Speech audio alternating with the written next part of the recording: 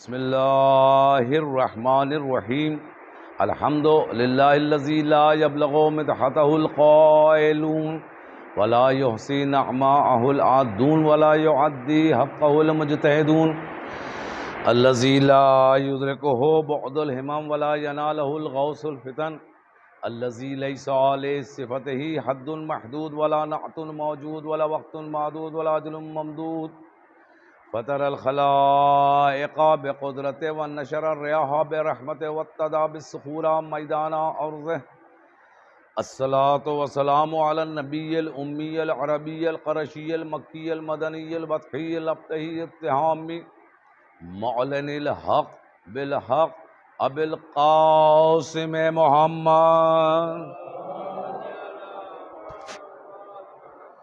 والصلاة والسلام علی اہل بیتہ الطیبین الطاہرین المعصومین المظلومین الذین اذهب اللہ عنہم الرجس وطہرہم تطہیرا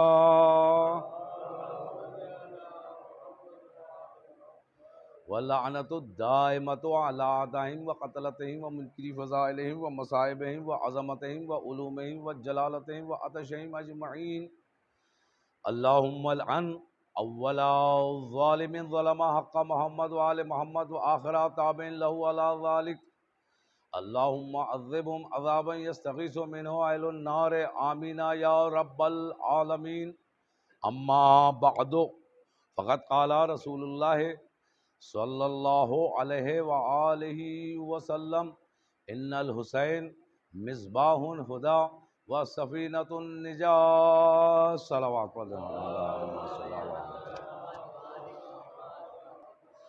حضرات، اس اشرے کی آج دوسری مجلس ہے اور اس اشرے کے لیے جس حدیث رسول کا انتخاب کیا گیا وہ بہت ہی مشہور و معروف حدیث رسول ہے کہ جس میں آپ نے ارشاد فرمایا ان الحسین مصباح الہدی وسفینۃ النجاة، یقیناً یہ جان لو کہ حسین ہدایت کا چراغ ہیں اور نجات کا سفینہ ہیں۔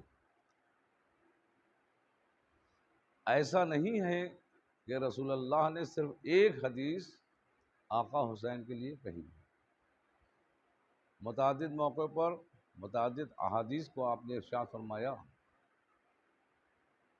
موقع کے حساب سے، مناسبت کے حساب سے بہت سی احادیث ہیں، انشاءاللہ اس اشرے میں ان کا آگے تذکرہ کروں گا۔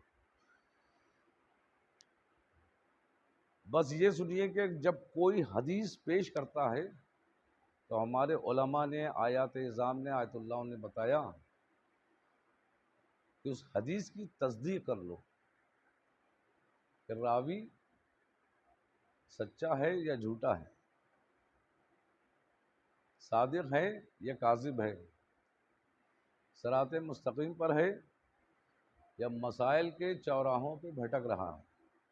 اگر راوی سچا ہوتا ہے تو اس کی روایت پہ ہم عمل کرتے ہیں، اگر راوی سچا نہیں ہوتا تو وہ ضعیف روایتیں ہوتی ہیں، اس پر عمل نہیں کرتے ہیں۔ لیکن اگر کسی روایت کے راوی خود رسول ہوں تو اب دنیا بھر کے مسلمانوں پر یہ واجب ہو جاتا ہے کہ وہ رسول کو پہچانے کہ رسول ہیں کون۔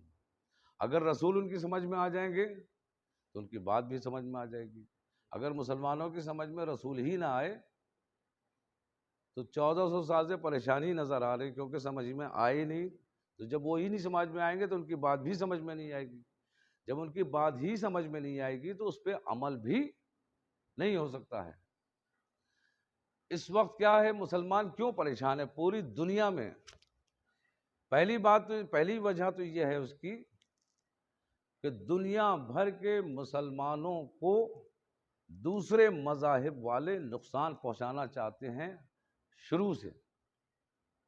اب اس سلسلے میں کوئی امریکہ کا نام لیتا ہے، کوئی اسرائیل کا نام لیتا ہے، تو آپ نہ امریکہ کا نام لیے نہ اسرائیل کا نام لیے، کیونکہ اگر آپ نے امریکہ اور اسرائیل کا نام لیا تو پھر ظلم محدود ہو جائے گا کہ بھئی جو صرف امریکہ والے وہ کرتے ہیں، ایران کے خلاف ہے مثلا،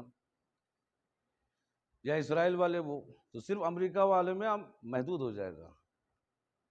اسرائیل کا نام لیا تو اہل اسرائیل جو مسلمانوں پہ ظلم کر رہے ہیں صرف ان تک محدود ہو جائے گا کہ جو لوگ اسرائیل میں رہ رہے ہیں، جو لوگ امریکہ میں رہ رہے ہیں، وہ لوگ ظلم کر رہے ہیں. ایسا نہیں ہے، بلکہ حقیقت یہ ہے کہ دو مذاہب ایسے ہیں کہ جو از روز الست پیدائشی مسلمانوں کے دشمن ہیں. ایک یہودی، دوسرے عیسائی. یہ بات طے ہے بالکل، اور دونوں کے مزاج بھی الگ الگ ہیں. یہ دونوں یہ چاہتے ہیں کہ مسلمانوں کا نام مٹ جائے، معاذ اللہ رسول اللہ کا نام مٹ جائے، کیونکہ یہ اسلام کی راہ پر چلے لیکن ایک حد پہ آ کے رک گئے. اللہ نے اسلام کو پھیلایا، اسلام کی شروعات جناب آدم سے ہوئی، شریعت جناب نوح سے شروع ہوئی، اور ہر چیز کی گائیڈ لائن کے لیے کہ کتاب کی ضرورت ہوتی ہے تاکہ انسان صراط مستقیم سے ہٹنے نہ پائے. تو اس کے لیے 4 آسمانی کتابوں کا نزول کیا اللہ نے، اور کچھ صحیفوں کا نزول کیا. صحیفے بہت سے آئے ہر دور میں، حالات حاضرہ کو اس زمانے کے دیکھتے ہوئے صحیفے آئے. اب صحیفوں کی تعداد کتنی ہے؟ بہت آسان طریقہ ہے. چونکہ ہم اہل قرآن ہیں اس لیے ہمارے لیے آسان ہے. جو اہل قرآن نہیں ہیں ان سے آپ سوال کیے کہ آسمانی کتابیں کتنی ہیں تو 4 بتا دیں گے، لیکن صحیفوں کی تعداد پوچھیے تو نہیں بتا پائیں گے. بچوں کو یاد رکھنے کے لیے بہت آسان فارمولہ ہے کہ سورے جتنے ہیں اتنے ہی آسمانی صحیفے نازل ہوئے. 114 سورے ہیں قرآن میں، تو آسمانی صحیفوں کی تعداد بھی 114 ہے. ایک صلوات پڑھ دے محمد و آل محمد. تو پہلی تورات کو نازل کیا، پھر زبور کو نازل کیا، پھر انجیل کو نازل کیا. جب تورات آئی تو اس زمانے کی ضرورت کے حساب سے آئی، کچھ دن اور رائج رہی، پھر اللہ نے اس کو منسوخ کیا. اس کا ناسخ بن کے کون آیا؟ زبور. زبور کا بھی ایک وقت تھا، وہ جب وقت ختم ہو گیا تو اس کو بھی اللہ نے منسوخ کر دیا. پھر دور آیا انجیل کا. انجیل کا بھی ایک دور تھا، اور جب وہ دور ختم ہوا تو اللہ نے قرآن کو نازل کیا. یہ پورا تاریخ اسلام کا خلاصہ ہے. 4 آسمانی کتابیں، تورات، زبور، انجیل، قرآن. وہ جو 3 کتابیں تھیں وہ وقتی تھیں، لیکن جب قرآن کو ان تینوں کا ناسخ بنا کر بھیجا، وہ سب کے سب منسوخ ہو گئی. ناسخ بنا کر بھیجا تو اب قرآن کو قیامت تک کے لیے کیا. یہ قرآن میں بھی موجود ہے اور باب احادیث میں بھی موجود ہے کہ قرآن ہمیشہ باقی رہے گا.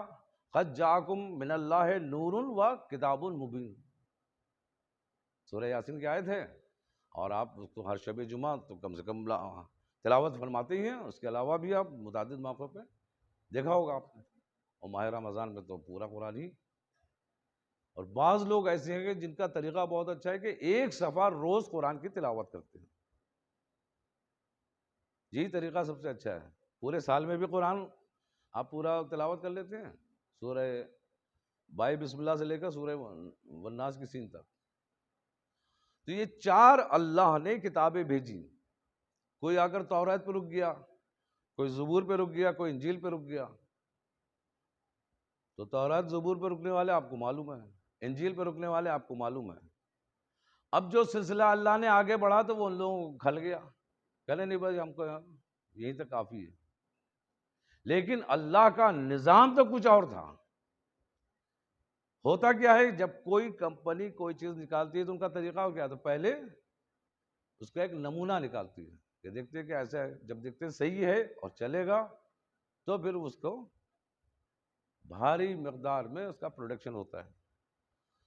تو اللہ بھی اپنے اسلام کو اپنے پیغمبروں کے ذریعے پھیلا رہا تھا، اپنے انتخاب کردہ. اور اس کے بعد جب قرآن کی بات آئی تو اس کے فالوور سارے مسلمان کہلائے.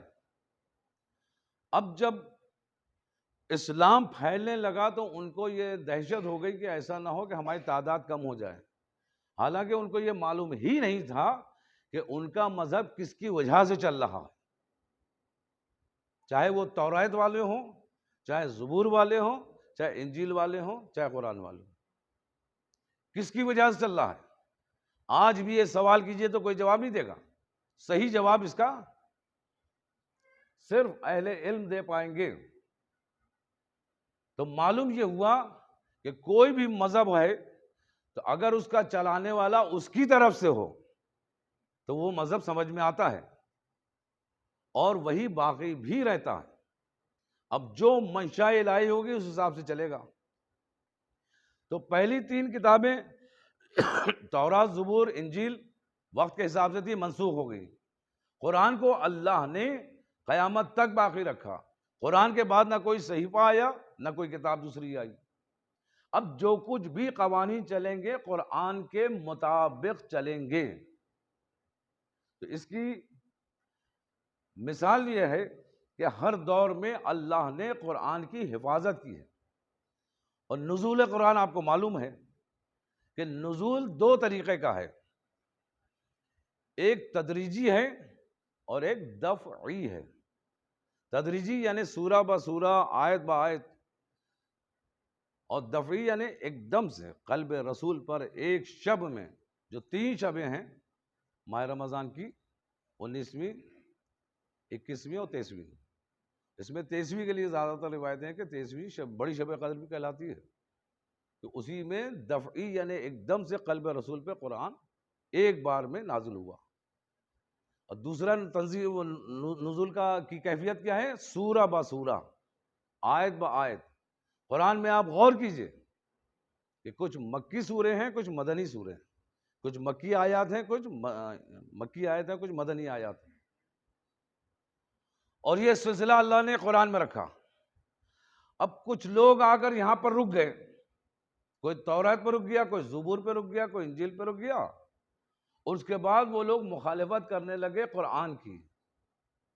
تو اگر کوئی اس دور میں قرآن کی مخالفت کرے تو یہ کوئی نئی بات نہیں ہے۔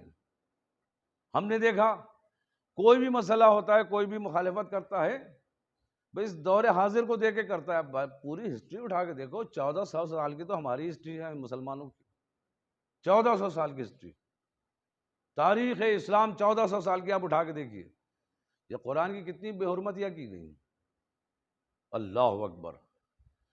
ایک صاحب نے کہا کہ بھئی سب بولے ہیں، آپ کا کوئی بیان نہیں آیا۔ ہم نے کہا ہم بیان دیں گے تو اول اسلام سے شروع کریں گے۔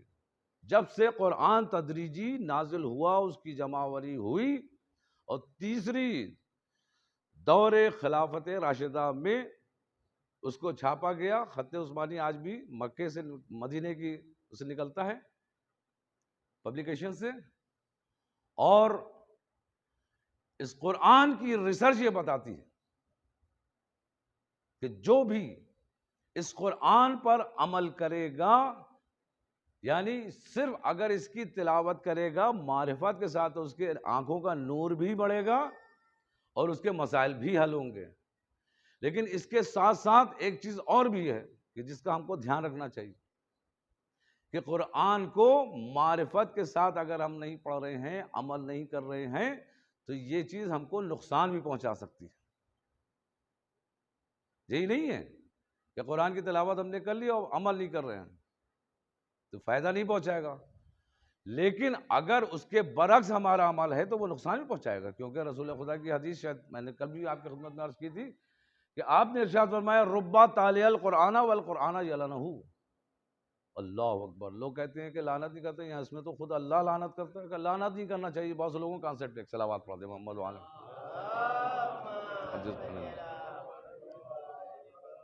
ایک اور اس سے بہتر صلوات پڑھ دیں محمد وعلی۔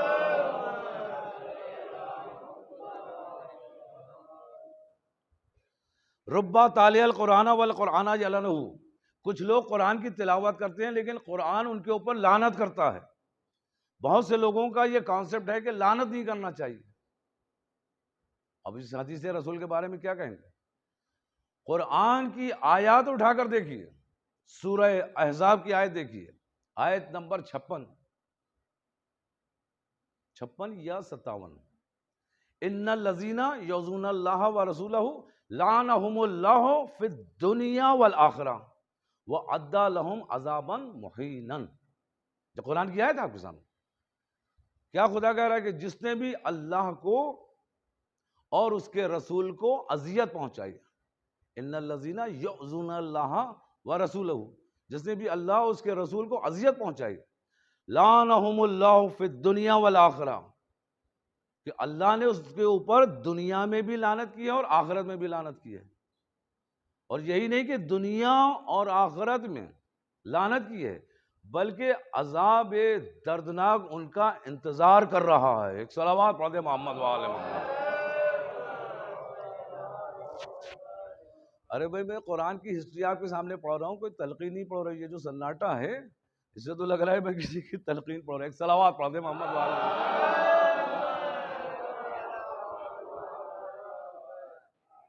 تو جن کا کانسیپٹ یہ ہے کہ لعنت نہیں کرنا چاہیے، ان کے لیے ساری احادیث آیات، تو پھر اگر ان کو ایسی الرجی ہے لعنت سے تو یہ جو لعنتوں والی آیت ہے پھر نہ پڑھا کریں. اور ایک آیت کا بھی، ایک لفظ کا بھی کوئی منکر نہیں ہو سکتا. اور ایک آیت تو کتنی بار پرنٹ میڈیا میں اس سال چھپی، ابھی چند مہینے پہلے سے 26 آیتوں کے بارے میں معاملہ اٹھا تھا.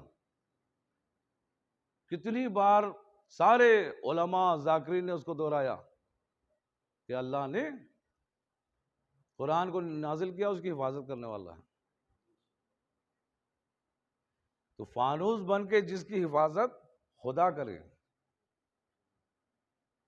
فانوس بن کے جس کی حفاظت خدا کرے، وہ شمع کیا بجھے جسے روشن خدا کرے. ایک صلوات پڑھ دیجیے محمد وآل محمد. بس آج کا خلاصہ آپ کی خدمت میں پیش کر دوں، کیونکہ یہ تاریخ اسلام ہے، تاریخ قرآن ہے، اس پہ اشرے درکار ہیں، ایک مجلس میں کچھ نہیں ہو سکتا. خلاصہ یہ ہے کہ بغیر نہ قرآن کے کام چل سکتا ہے اور نہ دوسرے طریقے سے جو اور لوگ اپنے اپنے مذاہب کو ایجاد کر رہے ہیں سب کچھ آنے کے بعد، اس سے بھی کام نہیں چلے گا. ایک زمانہ تھا رسول خدا کا، آخری زمانہ، آپ نے حدیث ثقلین ارشاد فرمائی، اور حدیث ثقلین میں آپ نے کہا کہ 2 گراں قدر چیزیں تمہارے درمیان چھوڑے جا رہا ہوں. اس کے بعد کا دور آیا، مولا علی نے قرآن کی جمع آوری کی اور اس کے بعد لے کے گئے اس کو رائج کر دو، قرآن لوٹا دیا گیا. اور یہ کیا کہا گیا؟ حسبنا کتاب اللہ، ہماری اللہ کی کتاب کافی ہے.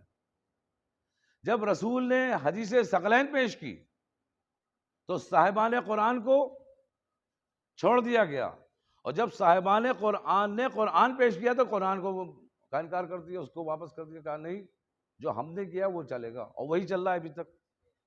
تو 2 قرآن نہ ہو جائیں، اس لیے مولا کائنات نے خاموشی سے اپنا قرآن اپنے پاس رکھ لیا. اس کا مطلب یہ نہیں ہے کہ وہ 40 پاروں کا قرآن تھا، یہی قرآن تھا، وہ ترتیب سے تھا، یہ بغیر ترتیب کے ہے. وہ اگر آ جاتا مولا کائنات والا تو بہت سو کی پول کھل جاتی. ایک صلوات پڑھ دیجیے محمد وآل محمد. قرآن میں نہ کوئی کمی ہو سکتی ہے نہ بیشی ہو سکتی ہے، تو اسی لیے وہ کر نہیں پائے تو آیات کو جا بجا کر دیا. انشاءاللہ کسی مجلس میں اس کی وضاحت کروں گا. بس آپ یہ سن لیجئے کہ جتنے مذاہب ہیں وہ اہل بیت کے صدقے میں ہیں، ابھی تک بچے بھی اسی سے. راہب آیا تھا، کس کے پاس آیا تھا؟ رسول خدا کے پاس، اور کہا میرے کیا اولاد نہیں ہوتی؟ تو رسول خدا نے دیکھا، اس کے بعد پیشانی دیکھنے کے بعد کہا کہ تیری قسمت میں اولاد نہیں ہے. گود میں نواسا لیٹا ہوا، کیا کہنا؟ کہا نانا میں نے اس کو ایک بیٹا عطا کیا. اولاد کون دیتا ہے؟ اللہ دیتا ہے، لیکن اختیار بھی دینے والا وہی ہے. اسی اختیار کا اثر یہ تھا کہ حسین بولے ایام طفلی میں کہ اے نانا ہم نے اس کو ایک بیٹا عطا کیا. کہا بیٹا اس کی قسمت میں اولاد نہیں ہے؟ کہا 2 بیٹے عطا کیے. کہا بیٹا اس کی قسمت میں اولاد نہیں؟ کہا 3 بیٹے عطا کیے. 7 بیٹے عطا کیے. کس نے؟ آقا حسین نے. کس کو؟ اس راہب کو، کہ جس کی یہاں اولاد سال گزرنے کے بعد بھی نہیں ہوئی تھی. جس کی یہاں اولاد نہیں ہوتی ہے اس باپ کے دل سے پوچھئے کہ کیا گزرتی ہے اس کے اوپر، سماج کا کیسا وہ سامنا کرتا ہے، کیسے اس کو فیس کرتا ہے. یہ چونکہ امام حسین علیہ السلام نے اولادیں اس کو 7 عطا کی اور بعد میں 7 ہوئی. جھوٹے سے جھوٹے مورخ نے بھی یہ نہیں لکھا کہ اس راہب کی یہاں اولاد نہیں ہوئی یا مثلاً 1 ہوئی یا 2 ہوئی. 7 حضرت نے عطا کی تھی تو 7 اولادیں ہوئی، اور جب 7 اولادیں ہوئی تو ان کی بھی تو اولادیں ہوئی ہوں گی. وہ نسل آگے بڑھتی رہی. چونکہ امام حسین نے دی تھی تو اس لیے اتنی برکت ہوئی کہ اگر آپ آج کے اس دور میں 1443 ہجری میں 2021 عیسوی میں ریسرچ کیجئے پوری دنیا کی آبادی پر، تو سب سے زیادہ تعداد میں عیسائی ملیں گے. اس کی وجہ کیا ہے؟ اس کی یہی وجہ ہے کہ راہب کو اولاد دینے والے امام حسین تھے، جس کی برکت یہ ہے کہ آج بھی وہ تعداد میں زیادہ ہیں.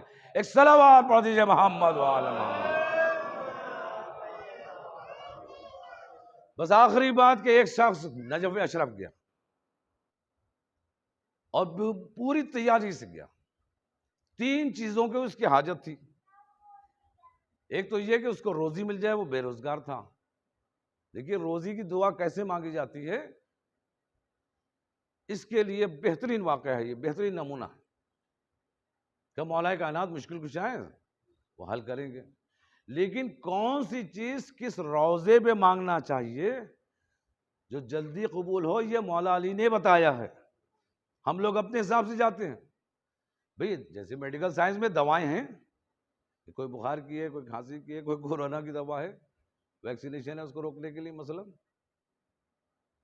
ہر مرض کی الگ دوا ہوتی ہے. اب جو مرض ہے اس کی دوا اگر نہیں پہنچے گی تو وہ اثر نہیں کرے گی دوسری والی دوا. جو جس مرض کی دوا ہے اسی پہ تو اثر کرے گی. کون سی دعا کہاں مانگنا چاہیے یہ مولا کائنات نے بتایا.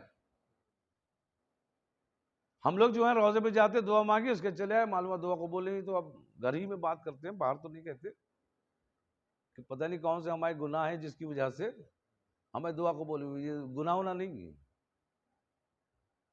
گناہ نہیں ہے، بلکہ کچھ اور وجہ ہے. ایک شخص 3 چیزیں اس کو ضرورت تھی. ایک تو یہ کہ اس کو روزی مل جائے، دوسری یہ کہ اس کو بہت اچھا سا مکان، اس کا ایک تھا دل میں حالات کی خواہش ہوتی ہے ایک اچھا سا مکان مل جائے، اور تیسرے اچھی جگہ شادی ہو جائے، اچھی لائق بیوی مل جائے. یہ 3 حاجتیں سبھی کی ہوتی ہیں، اس کی بھی تھی. اس نے کیا کیا؟ ہولڈال، بستر بند جس کو کہتے ہیں. اب اس کا رواج ختم ہو گیا، اپنا ہولڈال اس زمانے میں چلتا تھا. بستر لے کے اور مولا کائنات کے جا کے بچھا دیا. اس کے بعد ظریف پہ گیا، کہا مولا کائنات آپ مشکل کشا ہیں، لہٰذا جب تک یہ 3 حاجتیں آپ پوری نہیں کریں گے ہم آپ کے روزے کو نہیں چھوڑیں گے، روزے کے باہر ہی نہیں جائیں گے، روز یہیں سوئیں گے. پہلی ہی شب مولا کائنات نے اس کی مشکل کو حل کر دیا.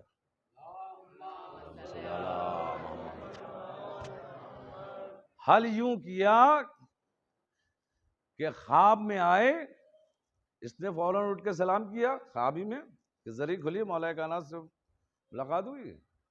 اس کے بعد کہا کہ تمہیں کیا حاجت ہے؟ یہ 3 حاجتیں چاہتے ہو؟ کہاں مولا، اسی لیے آئے ہو آپ، مشکل کشا لیے، ہم میری بھی مشکل حل کری. تو انہوں نے کہا، آپ نے فرمایا کہ اگر جو کی روٹی چاہیے تو ہم نہ کے ملے گی، کنویں کا پانی چاہیے تو یہاں دعا کرو ملے گی، لیکن یہ 3 چیزیں جو اہم ترین زندگی کی ہیں اس کے لیے یہاں تم بیکار آئے ہو، اس لیے یہاں نہیں پوری ہوں گی. تو پھر مولا کہاں جاؤں میں؟ آپ جہاں حکم کیجیے وہاں جاؤں. تو کہا تم سیدھے یہاں سے کربلا جاؤ، میرے بیٹے حسین سے مانگو، دنیا اور آخرت دونوں کی حاجتیں وہ پوری کرتے. اگر علم کی دولت ہے تو وہ میں دوں گا. اللہ اکبر. جو کی روٹی کھانا ہے تو میں اس کو دوں گا، بھوکے نہیں سو سکتے ہو. لیکن اگر یہ 3 چیزیں چاہیے تو وہ فوراً صبح اٹھا، نماز پڑھی، اپنے ہولڈال کو باندھا اور سیدھا کربلا پہنچ گیا. وہاں وہی اس نے جا کے اپنا بستر بچھا دیا. اور اس کے بعد حضرت کی ذریعے امام حسین صاحب کی ذریعے پہ گیا اور دعا مانگی کہ یہ 3 چیزوں کے لیے میں نجف گیا تھا اور مولا نے یہاں بھیجا. میں ذرا سے یہاں پہ ہو گیا کہ وہ اپنا وہ لے کے وہاں کربلا گیا اور ایک مدرسے میں رکا، وہاں زری پہ نہیں رکا، مدرسے میں رکا، اور مدرسے کا ایک حجرا تھا، اس میں اس کو جگہ مل گئی، اس نے اپنے ہول ڈالا کو سیدھا وضو کر کے حضرت کے ذریعے پہ گیا، اور اس کے بعد اس نے تینوں حاجتیں مانگی کہ مولا مجھے روزی مل جائے، میرا مکان ہو جائے، اور میرا خاندان بس جائے، تاکہ اولاد کا سلسلہ آگے جاری رہے۔ دعا مانگے، اور جب واپس مدرسے آ رہا تھا تو نماز مغربین کا وقت تھا، اذان مغربین ہو رہی تھی، تو جیسے ہی جب مدرسے کے گیٹ پہ پہنچا، دیکھا ایک شیخ ان کا کھڑے ہوئے انتظار کر رہا، اجنبی بالکل، کبھی دیکھا نہیں۔ پوچھا، ان شیخ نے ان سے پوچھا کہ اے فلاں ابن فلاں، کہ تم آج ہی آئے ہو؟ کہا کہ ہاں۔ کہاں تھے؟ کہا کہ مولا کے روضے پہ گئے تھے حاجت مانگنے کے لیے، حاجت مانگنے کے لیے گئے تھے۔ کہا میں ظہرین کی نماز سے مغربین کا وقت آ گیا، تمہارا انتظار کر رہا ہوں۔ اللہ اکبر! ظہرین کی نماز پڑھی اور مولا کے روضے پہ دعا مانگی، اور فوراً آدمی وہاں آ گیا، اتنی دیر سے میں تمہارا انتظار کر رہا ہوں۔ کہا روضے پہ تھا میں۔ کہ چلو، کہ کہاں؟ کہا تم کو تمہارا مکان دکھا دیں، تم نے یہی تو حاجت مانگی، تمہارا بہت اچھا مکان ہو جائے، یہ چابی لو اور میں بتا دے رہا ہوں تمہارا مکان کہاں ہے۔ مکان کی بات ہو گئی، اور کہا کہ میری بہت بڑی کمپنی ہے، کل سے تم اس کے مینیجر ہو، کل سے تم وہاں جانا ہے۔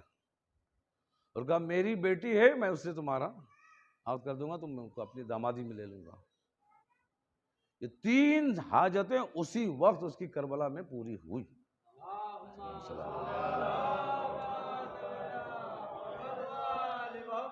صدقے دل سے اگر کوئی ان سے مانگے، اللہ اکبر، تو ایسے ہی ان کے روزے کی ایک خاص فضیلت یہ ہے کہ اگر انسان پہلی بار جاتا ہے تو 3 جو حاجتیں مانگے گا وہ کبھی رد نہیں ہوں گی۔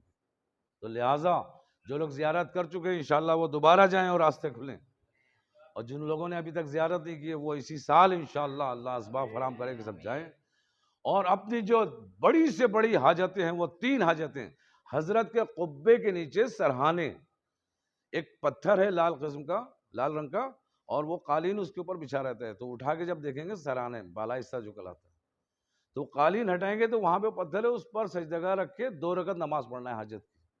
اس کے بعد حضرت کے گنبد کے نیچے زری کے پاس جو دعا کی جائے گی انشاءاللہ بڑی سے بڑی حاجت فوراً پوری ہوگی۔ ایک صلوات پڑھ دے محمد وعلی۔ ہاں عزیزو، بڑا آج وقت لے لیا ہم نے آپ کا، لیکن یہ ضروری باتیں بہت ضروری ہیں یہ کہ جو عام طور سے بیان نہیں کی جاتی ہیں، اور ہمارا یہ منشا بھی یہی رہتا ہے کہ ہمارے جو بچے ہیں ان لوگوں کو طریقے معلوم ہونا چاہیے، فارمولے معلوم ہونا چاہیے کہ ہم کو کون سی دعا کہاں مانگنا ہے۔ عزیزوں، اسی فلاح انسانیت کے لیے آقا حسین نے اور پورے دین کی محافظت کے لیے، قرآن کی محافظت کے لیے اتنی بڑی شہادت دی۔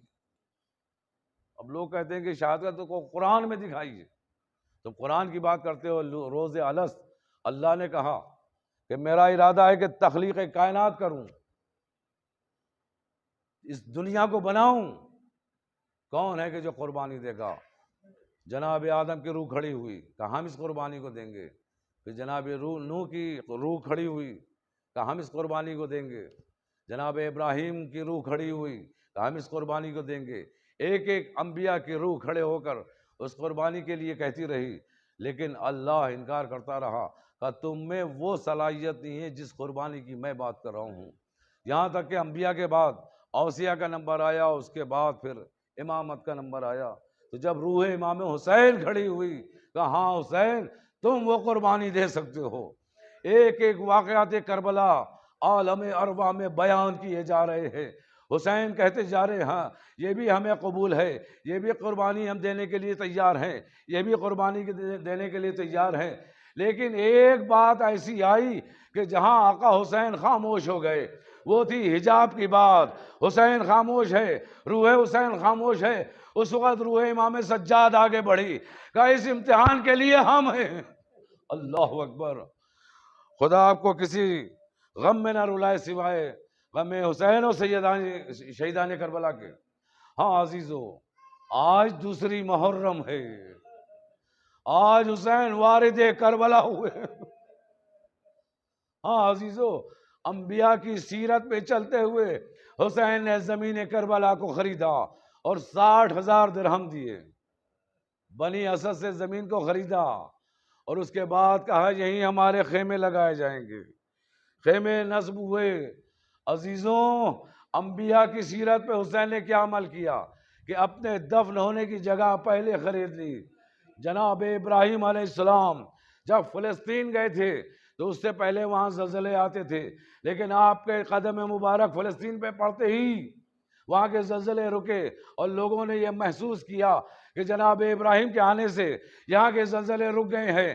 لہٰذا جب آپ نے وہاں سے واپسی کا قصد کیا تو لوگوں نے ان کو روک لیا کہ یا حضرت، اے ابراہیم علیہ السلام، آپ کے آنے سے یہاں زلزلے رکے ہیں، اب ہم آپ کو نہیں جانے دیں گے، جو بھی آپ شرائط رکھیں گے ہم قبول کرنے کے لیے تیار ہیں۔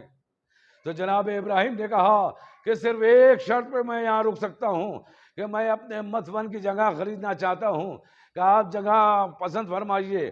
فلسطین کی ایک جگہ کو پسند کیا جناب ابراہیم نے، اور اس کے بعد کہا کہ یہاں یہ ہماری جگہ ہوگی مدفن کی، یہاں میں چاہتا ہوں کہ دفن ہوں۔ تو جس کی زمین تھی اس نے کہا کہ مجھے کوئی درہم و دینار نہیں چاہیے، ہم آپ کے نام ہبہ کیے دے رہے ہیں۔ لیکن جناب ابراہیم نے کہا بغیر پیسے کے ہم یہ مدفن نہیں لیں گے، لہٰذا ایک قیمت بتائی گئی، جناب ابراہیم نے وہ قیمت عطا کی، اس جگہ کو خریدا، وہی ان کا فلسطین میں مدفن ہے۔ ایسے ہی مولا کائنات نے اور رسول خدا نے اپنی اپنی جگہوں کو خریدا، جہاں ان کو دفن ہونا پسند تھا اس کو خریدا، اور اس کے بعد اس کی قیمت ادا کی۔ رسول خدا کی سرزمین کہ جو مدینہ میں تھی وہ 2 یتیموں کی تھی، ان یتیموں کو بلایا، اس کی قیمت کو پوچھا، رسول خدا نے اس قیمت کو ادا کیا، اس کے بعد آج وہیں ان کا روضہ ہے۔ عزیزوں، نجف کی وہ زمین کہ جس کی بنیاد جناب نوح نے رکھی تھی قبر کی، اور اس کے اوپر ایک کتبہ لکھا ہوا تھا کہ یہ قبر علی ہے اور اس کو بنانے والے جناب نوح ہے، اس جگہ کو مولا کائنات نے چند درہم میں خریدا، اور اس کے بعد وہی ان کا مدفن ہے۔ تو انبیاء کی سیرت پر اور بابا کی سیرت پر عمل کرتے ہوئے بنی اسد سے حسین نے کہا کہ میں اس سرزمین کو خریدنا چاہتا ہوں۔ سرزمین کو خرید لیا، اور اس کے بعد بنی اسد کے مردوں کو بلایا اور کہا کہ میں تمہیں یہ زمین دوبارہ ہبہ کر رہا ہوں، اور اس کے بعد یہ فرمایا کہ 10ویں محرم کو ہم یہاں شہید کر دیے جائیں گے، ہمارے لاشیں پڑے ہوں گے، اگر ہو سکے تو آ کے دفن کر دینا۔ اس کے بعد حضرت نے بنی اسد کی خواتین کی طرف رخ کیا اور کہا اگر حکومت کے خوف سے یہ مرد نہ آ سکے تو تم لوگ آنا، آ کر ہماری لاشوں کو دفن کر دینا۔ پھر ایک بے کسی کا جملہ سنیے، آقا حسین نے اس کے بعد بنی اسد کے بچوں کو پاس بلایا، اس کے بعد ایک جذباتی اور اس کے بعد ایک جملہ ارشاد فرمایا۔ وہ جملہ کیا تھا؟ کہا تھا اے بنی اسد کے بچوں، جب ہم یہاں قتل کر دیے جائیں اور حکومت کے خوف سے تمہارے ماں باپ ہمیں دفن نہ کر سکے تو تم لوگ ایک مٹھی میں خاک ہاتھ میں لیتے ہوئے کھیلتے ہوئے چلے آنا، ایک ایک مٹھی خاک ہماری لاشوں پہ رکھ دینا۔ جزاکم اللہ خیر الجزا۔ خدا آپ کے نصیب میں کوئی غم نہ کرے سوائے غم اہل البیت علیہ السلام کے۔ ہاں عزیزو، زمین کو خرید لیا، حسین وارث کربلا ہو گئے۔ بس عزیزوں، مجلس تمام ہو رہی ہے۔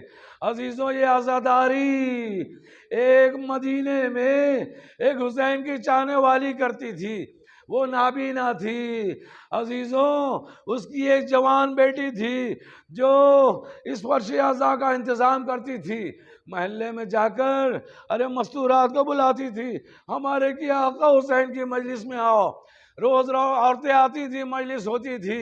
ایک بار محرم کا چاند نمودار ہوا، اس سے پہلے ہی اس کی جوان بیٹی مر گئی، وہ نابینا، کہ جب کانوں میں یہ آواز پہنچی کہ محرم کا چاند ہو گیا ہے، ایک مرتبہ دل میں حسین کا خیال کیا، کربلا کا خیال کیا، اور اس کے بعد کہا اے آقا حسین، کیا اس سال ہمارے گھر نہ آؤ گے؟ میری ایک ہی جوان بیٹی تھی، وہ بھی اس سال اس کا بھی انتقال ہو گیا۔ ابھی یہ دل ہی دل میں دعا کر رہی تھی کہ دق الباب ہوا، یہ چلی دیوار پکڑتی ہوئی جب دروازے پہ آئی اور اس کے بعد اندازے سے دروازہ کھولا تو کسی بیوی نے ایک مرتبہ کہا تم کیوں روتی ہو؟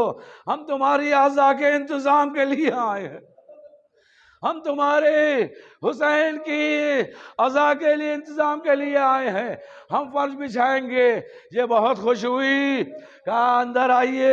عزا خانے میں بی بی آئی، اپنے ہاتھ سے فرش کیا، خود چل کے گئی، جا کے ایک ایک بیوی کو محلے سے بلایا، کہا چلو حسین کی مجلس ہونے والی ہے۔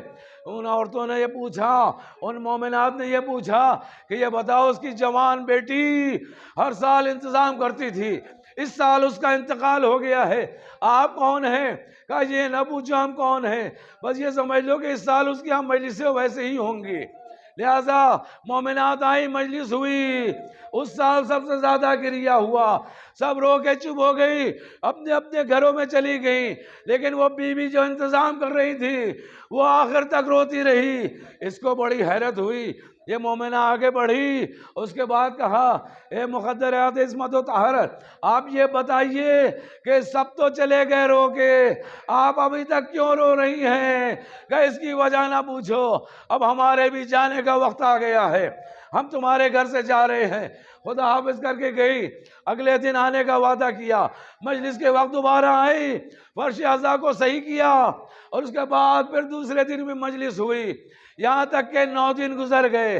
اب روز عاشورہ نمودار ہوا، کہا کہ 9 محرم کو کہہ کے گئی تھی کہ کل عاشورہ ہے، کل عاشورہ ہے، کل کی مجلس تم دن میں کرنا۔ اس نے کہا جیسا آپ کہیے۔ سب مومنات سے کہہ دیا گیا۔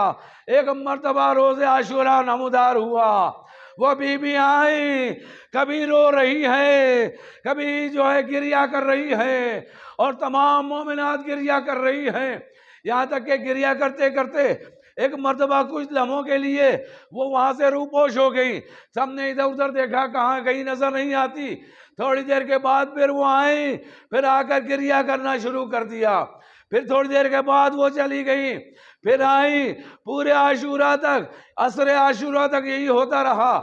جب شام غریباں آئی اور وہ بی بی ایک حجرے کے کونے میں گریہ کر رہی تھی کہ ایک مرتبہ صاحب خانہ نے کہا کیا آپ کو حسین کا واسطہ ہے؟ آپ یہ بتائیے کہ آپ کون ہیں؟ ارے ایسا گریہ آج تک کسی نے نہیں کیا۔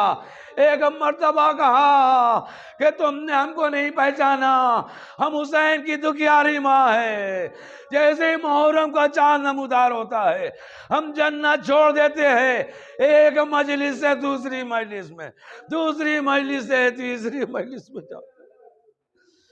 سَيَعْلَمُ الَّذِينَ ظَلَمُوا أَيَّ مُنقَلِبٍ يَنقَلِبُونَ۔ لعن اللہ امة قتلتك ولعن اللہ امة ظلمتك ولعن اللہ امة سمعت بذلك وفرسیت۔